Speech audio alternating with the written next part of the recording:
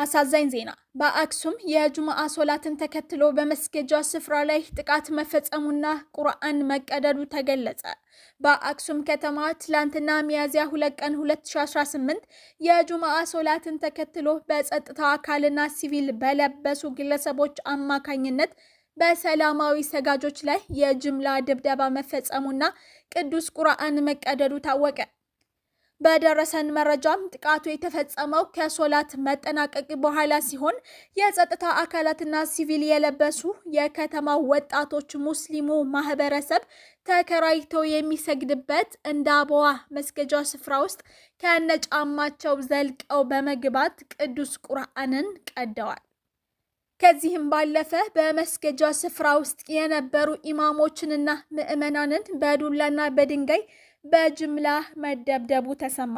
ይህ አሰቃቂ ድርጊት ተከትሎ በከተማዋ ቤት ለቤት በተደረገው አሰሳ በርካታ ሰዎችም ለእስር ተዳርገዋል።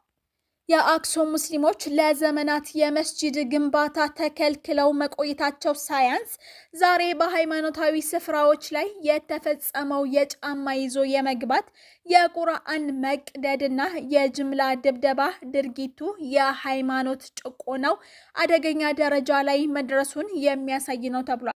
ለዚህም ድርጊት የሚመለከተው አካል ከእንጭጩ መፍትሄ ሊያደርግልን ይገባል።